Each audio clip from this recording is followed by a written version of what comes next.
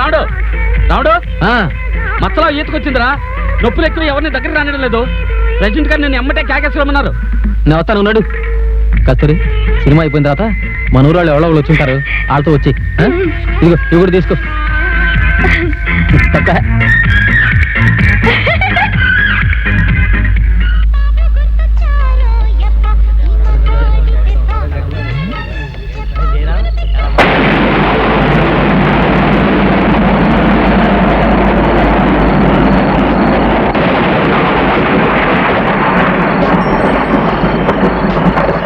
ఏంటే కస్తూరి ఒక్కదానివే ఉన్నావు? మీ మావయ్య రాలేదా? వచ్చాడు. ప్రెసిడెంట్ గా రావు ఈంతుందని పోలే వచ్చి తీసుకెళ్లాడు. అయ్యో, మనూరోళ్ళు ఎవరు రాలేదా? ఎవరు రాలేదు. సరేరా, నా సైకిల్ మీద దింపుతాను. ఏంటి ఆలోచన? మీ మావయ్యతో చెప్తాలేరా? సరే.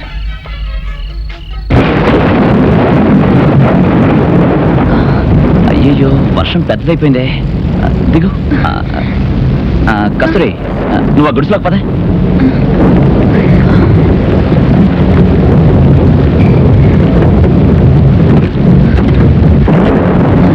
దీని చూడక ముందేగా వీడికి పెళ్ళయింది. అవును. యారా, అది నీ చేతికి బిడ్డనిచ్చింది, నువ్వింకా మాకు మనవడిని ఇవ్వలేదేంటి? అయ్యగారు, ఇది మామూలు వర్షం కాదు, తుఫానే. అది అడిగింది ఏంటి, నువ్వు చెప్పే సమాధానం ఏంటిరా? ఏమడిగారండి? పొర పిచ్చికొయ్యా, కస్తూరి కడుపుని నీ వంశోద్ధారకుడు ఎప్పుడు పుడతాడు అని అడిగాను రా.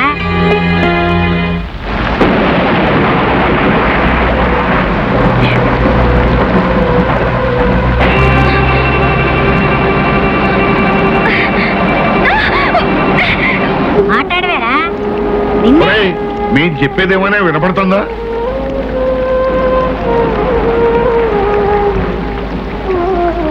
నేను కస్తూరిని ఇంతవరకు పెళ్ళంగా చూడలేదండి.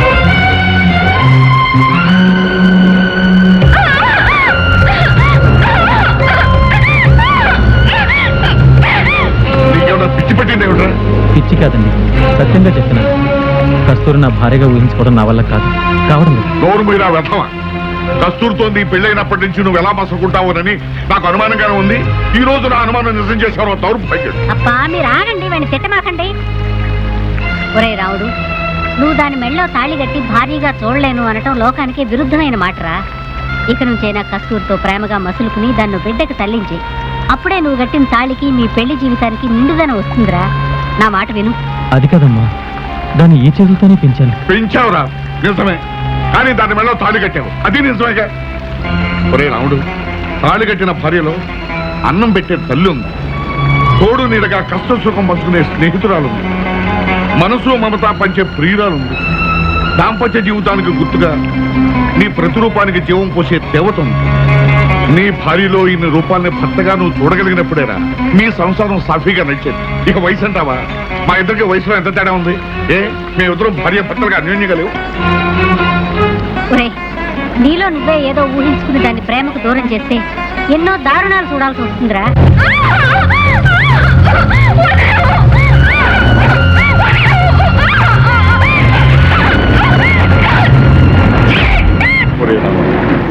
తండ్రి లాంటి వాడిని అనుభవంతో చెప్తున్నాను. జరిగింది మంచి. ఏ ఆడదైనా భర్త నుంచి కోరుకునేది మెళ్ళో తాళి పొట్టు కడుపు కింద కూడే కదరా, అనురాగం ఆప్యాయత కూడా. ఇక నుంచి అయినా కస్తూరిలో భార్యను చూసి భర్తగా నీ ప్రేమను పంచి మీ జీవితాన్ని సుఖమయం చేసుకుంటా. అది కాదండి. ఇంకేం మాట్లాడద్దు. 6 నెలల్లో నువ్వు మాకు శుభవార్త చెప్పబోతున్నావు, అంతే.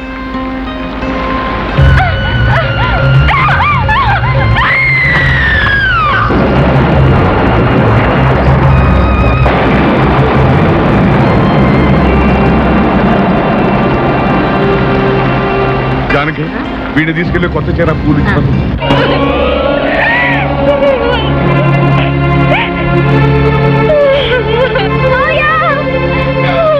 కస్తూరి, ఏమైందమ్మా? ఏమైంది కస్తూరి? ఏమైందమ్మా? ఏమిటి నెత్తురు? చెప్పు, ఏమైంది? రాజు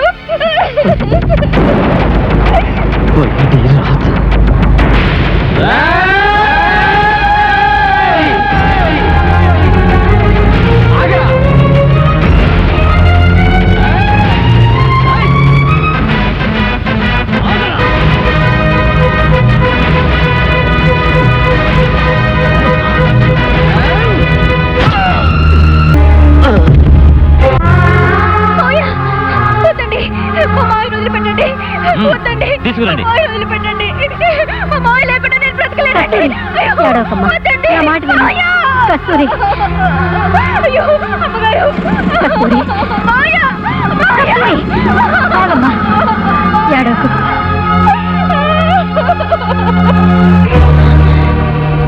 చూడు, జరిగింది ఎవరితో చెప్పినా సరే మీ మావయ్య చేతుల్లో నేను, నా చేతుల్లో మీ మావయ్య చావడం ఖాయం.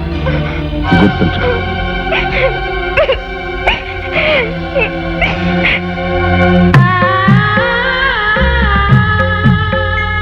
కస్తూరి, నేను ఇంతకాలం మావయ్యగా నీకు న్యాయం చేశాను, కానీ ఓ మొగుడుగా అన్యాయం చేశాను.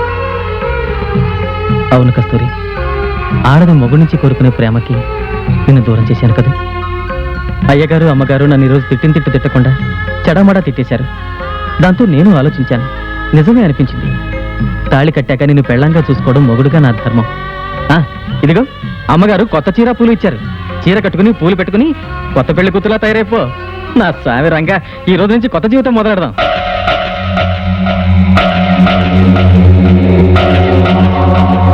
తీసుకో కస్తూరి. కస్తూరి, ఎందుకు ఏడుస్తున్నావు? చెప్పమ్మా.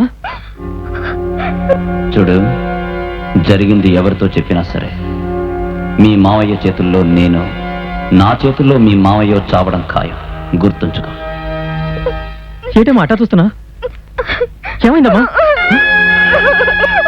కస్తూరి, వద్దమ్మా, ఏడవద్దు. నేను నేనేం చేయను. నీ ఇష్టం లేకుండా నీ మీద చెయ్యి కూడా వేయను. నేను మీ మావయ్యను కస్తూరి, మనసు లేని పశువుని కాదు. ఊరుకో కస్తూరి. ఇదిగో, నువ్వు ఇట్లా ఏడ్చావంటే నిన్ను వదిలి పారిపోనమ్మా.